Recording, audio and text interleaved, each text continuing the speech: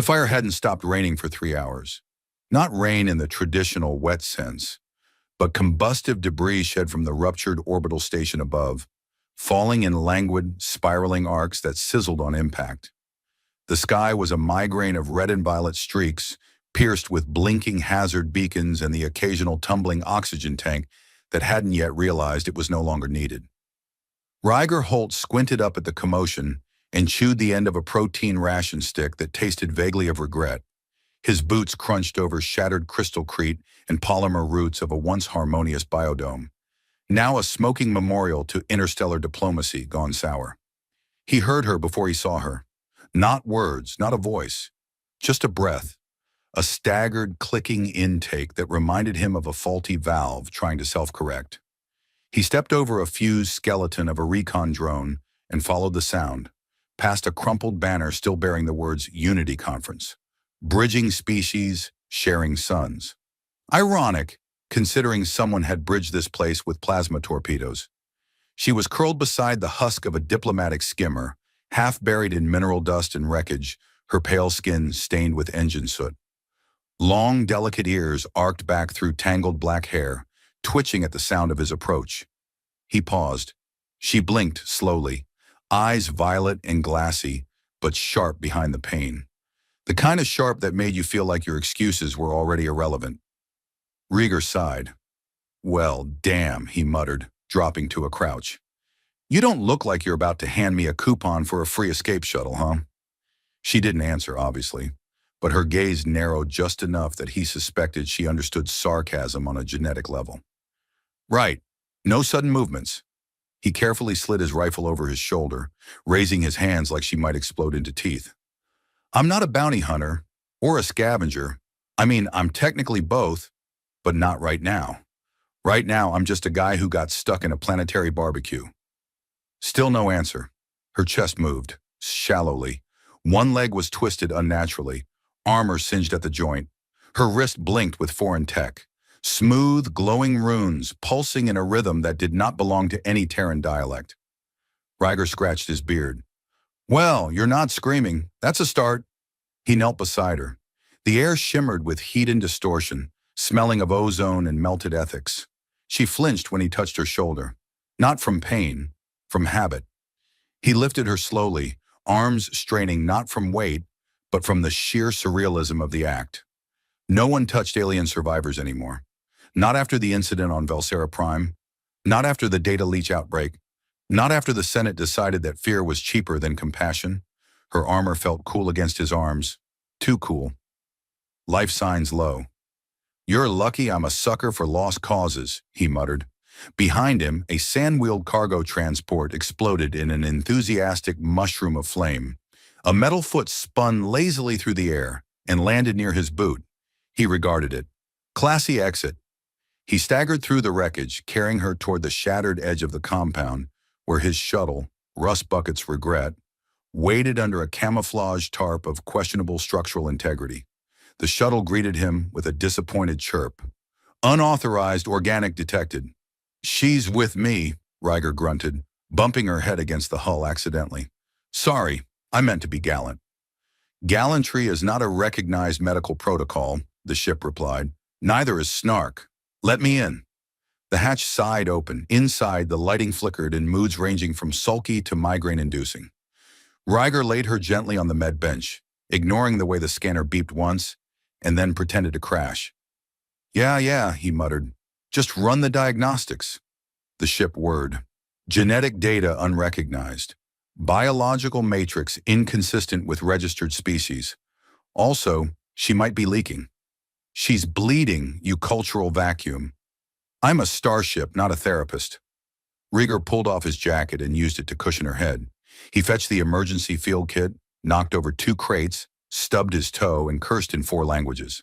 The alien woman watched him with an expression that bordered on amused, or perhaps confused by the profanity.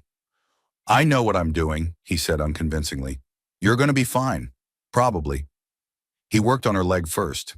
The joint was dislocated and possibly broken, but the scanner refused to translate a Lindgren bone structure.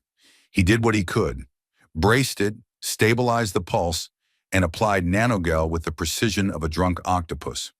"You know," he said, sitting back, wiping his brow, "you're taking this better than I expected. Most people scream when I play doctor." She looked at him. Actually looked. Her lips parted. "Ugly doctor," she whispered. Ryger blinked, then laughed. "Oh, now you talk." She blinked slowly again. There was blood on her lips, but the corner of her mouth curved upward, just barely. "Yeah, all right," he said, grinning. "Insult accepted. Welcome aboard, Princess Pointy Ears." The scanner beeped again, then again, a third time. "Vital signs stabilizing," it said. "Probability of imminent demise reduced by 30%. Ryger pumped a fist. "We're practically dating now." She didn't laugh, but she didn't stop him when he draped the emergency blanket over her and adjusted the lights to something softer. Outside, the debris rain continued. Inside, the unlikely pair rested. One unconscious, one exhausted, both tangled in a situation bigger than either had imagined. And somewhere far above the planet, hidden in the wreckage of forgotten satellites, a dormant transponder blinked awake, triggered by the biometric sync of two incompatible life forms now aligned. It sent a signal into the stars. The stars blinked back. Ilsera woke to the sound of someone arguing with a coffee machine.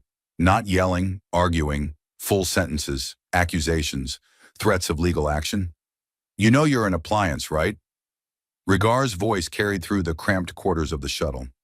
"You're not supposed to refuse service. You're not a barista with opinions." The machine responded with a series of aggressive beeps, then made a sound like a dying llama. Ilsera blinked slowly. Her vision was blurry, her body stiff and sore. But she was conscious. That counted as a minor miracle. She flexed her fingers. Pain flared down her arm. Less miraculous. "You awake?" Ryger poked his head in, holding a dented mug and wearing a grin that suggested caffeine poisoning. "Don't panic. You're in my ship. I didn't kidnap you, unless you count saving your life as a felony, which in some sectors is technically true." She tried to sit up and promptly regretted the decision. A groan escaped her lips. "Yeah, don't do that," he said, setting the mug down and crouching beside the bench. "You took a hit, some kind of energy blast or, the violent judgment of the universe. Either way, you've been out for about 16 hours. She studied him. Short brown hair, a thin scar over his left eyebrow, armor that looked like it had seen better centuries. He looked more like a retired bouncer than a war hero. "And yet, you carried me," she said softly. "I mean, technically, yes," he replied, rubbing the back of his neck, "but only because everyone else was too busy not wanting to die of alien space diseases. Not that I'm saying you have one. Probably." Ilsera tilted her head. "You are unusual." "I get that a lot." She sat back, wincing. Her leg was braced, but someone had applied the nanogel properly. Her wounds were clean. Her armor had been set on the bench beside her, folded as neatly as a weapon of war could be. "You didn't strip me," she noted. Ryger blinked. "Well, I mean, I'm not an idiot." "Statistically," the ship's voice cut in, "you are. You're just jealous because I have legs." Ilsera's lips twitched, almost a smile. He stood, brushing imaginary dust from his trousers. "You hungry?" "I made synth eggs. They taste like actual disappointment. But I tried adding hot sauce, which now also tastes like disappointment, but spicier." She followed him slowly to the galley, leaning on the wall. The ship's corridor was narrow, cluttered, and smelled faintly of engine lubricant and overcooked beans. The dining area was a fold-out table and 2 seats bolted to the floor. Ryger handed her a plate. She stared at the contents like they might bite first. "You're not going to poison me," she said. "That's not a question. I'm deciding whether to be impressed or suspicious." He took a bite of his own food. "Probably both. That's my whole aesthetic." They ate in silence, the kind of silence that feels almost like conversation. Her eyes scanned the room, patched walls, stickers from obscure bars on moons she'd never heard of, and a plush frog sitting proudly in the navigation chair. "Is that your commanding officer?" "Only on Thursdays." After breakfast, she allowed him to assist her with calibrating the med sleeve. Her biosigns were stabilizing. The nanites in her blood were active again, repairing the internal damage. Her armor pinged softly from the bench. "So," Riger asked, tossing a datapad between his hands, "are you going to tell me who tried to kill you? Or do I get to pretend this is a romantic getaway gone horribly wrong?" She hesitated. He shrugged. "Fair. Mystery is attractive." She studied him. "You don't seem afraid of me." "I've been afraid of worse things. One time I fought a carnivorous fungus colony that tried to negotiate a trade deal using interpretive dance. You just have long ears and an attitude." She arched a brow. "You know who I am." "Not officially, but I know you're a Lindran." She tensed. "Relax. I'm not here to sell you to a warlord, unless he offers me a really nice hat. Like really nice. With feathers and, okay, no, I'm joking. Mostly." She looked down at her hands. "You shouldn't be helping me." "Yeah, probably not." There was a long pause. "I was part of the vanguard," she said. "I was the last to fall. I don't know why they spared me, or why I woke up here." "Because I have no common sense and a hero complex," Rigar replied. "Plus, I like your vibe. It's very mysterious exile meets aesthetic tragedy." She frowned. "It's a compliment. Sort of." Suddenly, the ship's alarm chirped. "Incoming signal," it said. "Encrypted. Origin unknown." Riger moved to the console, fingers flying over the controls. "Well, that's ominous." The screen flickered. A holographic sigil appeared. Triangular, pulsing with light. Ilsera froze. "That's Elindran." Should I be flattered or terrified? Both. The signal pulsed again, then vanished. "What was that?" he asked. "A beacon," she said quietly. "One only I should be able to activate, which means someone knows I'm alive." Riger whistled. "You ever have a moment where you realize you just stepped into a plot line way above your pay grade?" She nodded solemnly. "Cool," he said, grabbing his blaster and downing the last of his cold synth coffee. "Because I think we're about to have several." The ship groaned. "You have no idea." Riger woke up to the smell of something burning, which wouldn't have been concerning if it weren't for the fact that he hadn't cooked anything. He rolled off his bunk, hit the floor with a grunt, and immediately accused the ship of arson. "I swear if you tried to recalibrate the reheat coils again, it was your leftover synth lasagna," the ship's voice replied, dry as Martian sand. "I attempted to neutralize it for safety. That was my lunch. It had developed sentience. I have no regrets." Rieger dragged on his boots and opened the galley door just in time to see Ilsera standing at the stove, poking at a blackened mass with the caution of someone expecting it to scream. Her long ears twitched. "I attempted breakfast," she said. Rieger looked at the charred pan. "I'm impressed. That takes real effort. You've achieved something beyond physics." "I followed the instructions on your datapad." "You mean the one labeled experimental thermal fritters? Do not attempt without supervision?" "I assumed the warning was ceremonial." He took the pan from her and dropped it in the disposal. It gave a metallic burp and spat out a few sparks. "Breakfast aside," he said, "we've got bigger problems." She raised an eyebrow. "Someone pinged us with a proprietary Elindran beacon yesterday. That's not your average space spam. That's the kind of signal that means, hey, we know you're breathing, and we'd like to rearrange that." Ilsera nodded. "I believe I know who it was. The signal cadence was personalized. It's an old command signature. Belongs to Commander Velen, my former second." Riger leaned against the counter. "Friend or frenemy?" She hesitated. "He was loyal. Until he wasn't. He led the detachment that betrayed me on Kyrex 4. "Ah, the classic betrayal with extra lasers. My favorite bedtime story. I spared him once. He will not offer the same courtesy. Well, the good news is, we're mobile. The bad news is, he's probably already tracking us." Rigar tapped the console. A three-dimensional star map flickered to life between them, orbit lines and threat vectors blooming like an anxious flower. "I plotted us a course to Nema Station. It's out of range from the major trade grids and mostly full of smugglers, retired pirates, and people who think hygiene is a suggestion." Ilsera considered it. "Will they sell us out?" Rigar grinned. "Only if you tell them we're rich. Or edible. I am neither." "Good. You'll fit right in." The ship entered slipstream without protest, an unusual but welcome development.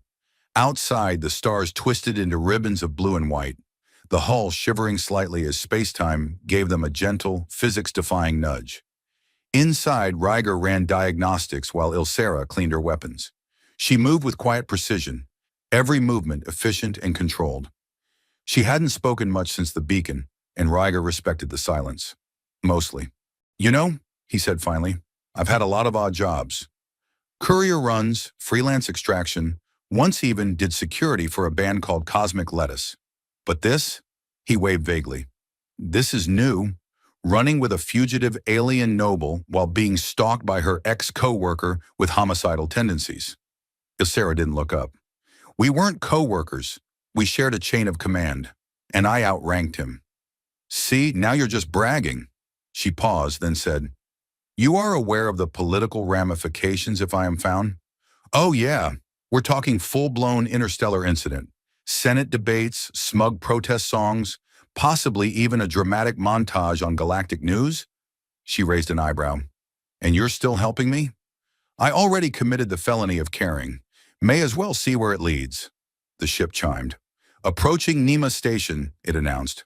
"Warning, external conditions may include excessive body odor, unsolicited barter, and unauthorized accordion performances." Rygar snorted. "Home sweet hive of scum and questionable ethics." Docking was a mild chaos. The station was an enormous, rotating cylinder riddled with mismatched panels, flickering ads, and neon signs that promised everything from cybernetic massages to pet-friendly gravity boots.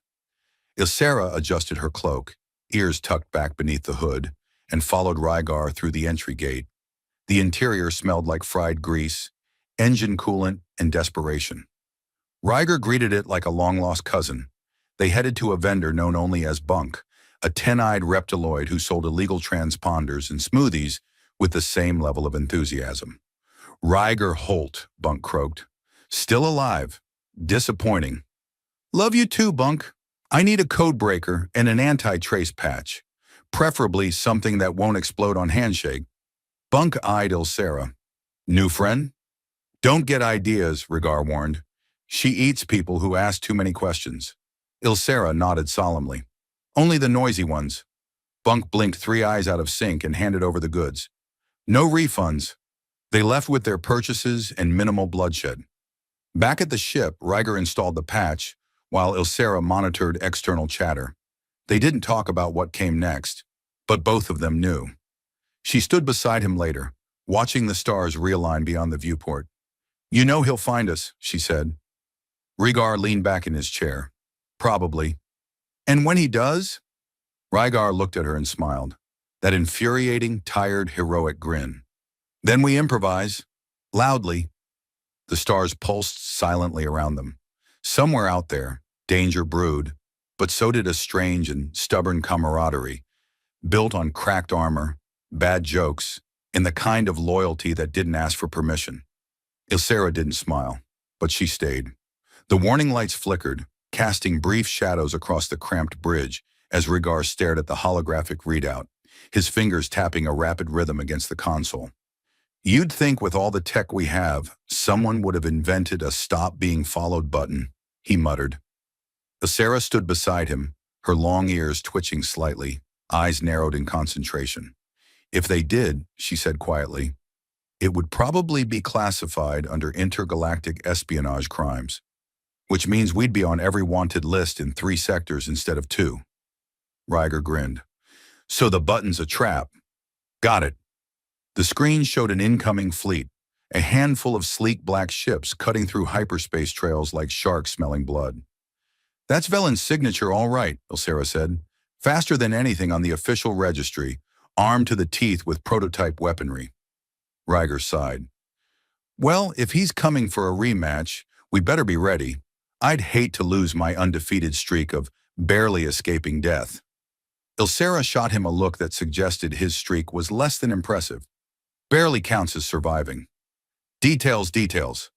The ship hummed as Ryger activated the defensive matrix. "We've got decoys, jammers, and a few surprises I picked up on Nema. Mostly explosive surprises, but hey, explosions mean style points."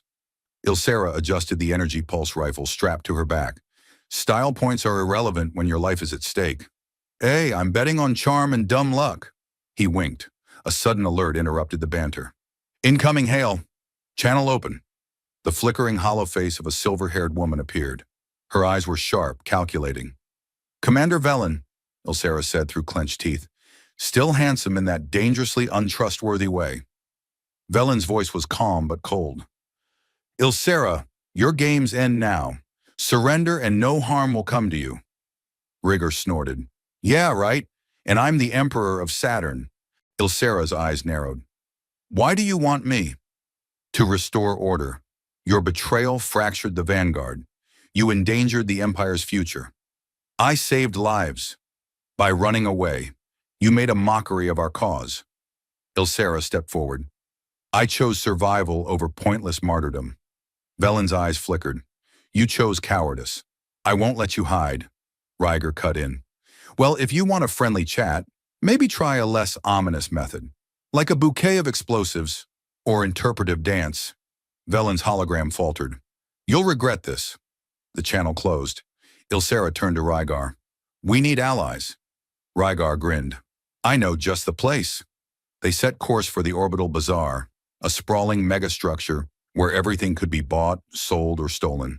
The bazaar was a maze of neon lights, interwoven pathways, and stalls selling exotic tech and questionable snacks.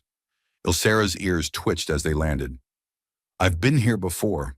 It's a nest of vipers disguised as merchants. Sounds like my kind of place, Ryger said, pulling on his jacket.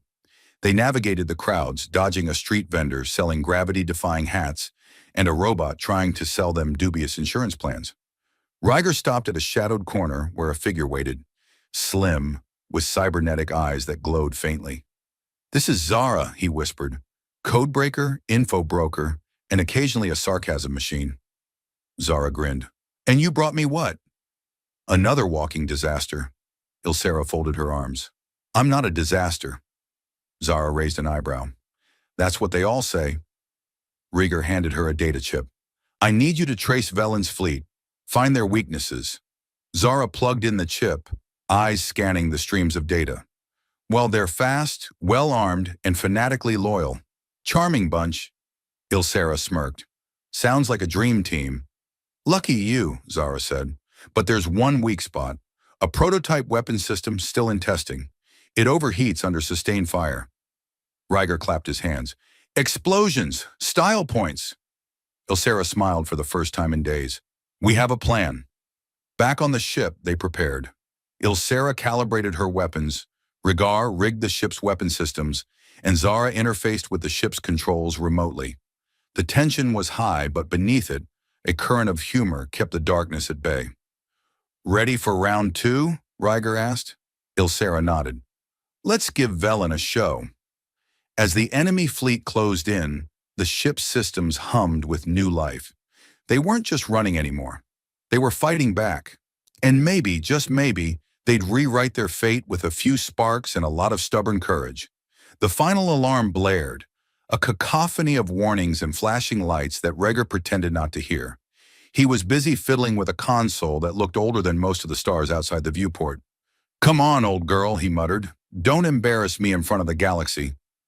Ilsera stood firm beside him, her long ears twitching slightly as the ship rocked under fire. The enemy fleet had them pinned, relentless in pursuit. But something had shifted. They weren't running blindly anymore. They were fighting, and with every pulse of the weapon systems, they carved a little space for hope. Rieger glanced at her.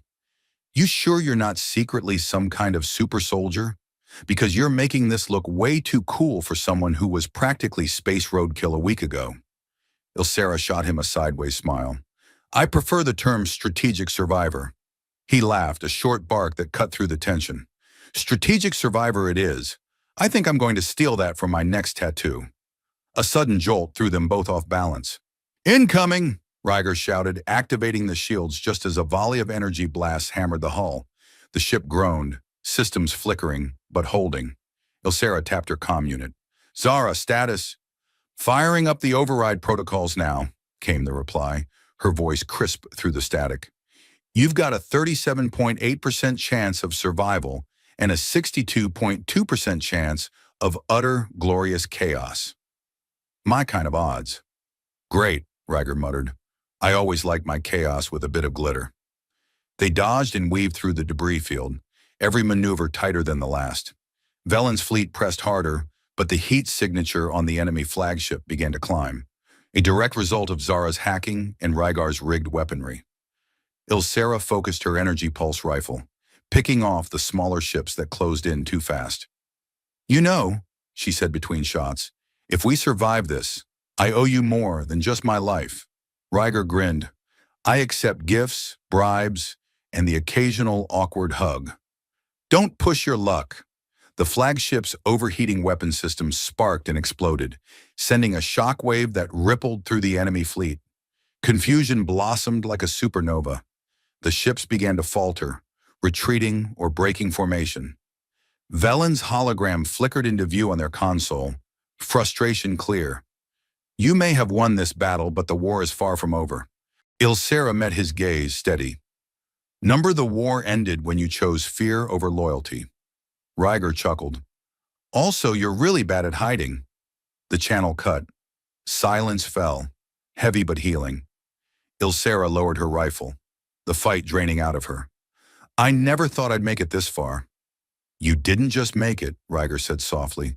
You changed the story, from hunted to hero. She looked at him, a flicker of something she hadn't let herself feel in a long time. Hope. Rygar leaned back, exhausted but alive. So, what now? Retire to a quiet moon with a bar that serves actual coffee? Ilsera smiled, long ears perking. Maybe, or maybe we rebuild, together. He raised an eyebrow. You always did like complicated plans? Complexity keeps things interesting. They shared a laugh that echoed through the ship, a sound of new beginnings forged from old battles. Outside, the stars stretched endlessly, full of dangers and dreams alike. And somewhere between the vast unknown and their shared courage, they found a place to belong. No one dared to carry the alien woman, Rygar said quietly, but a human warrior did. And sometimes that's enough to change everything. Ilsera nodded. Enough to change everything.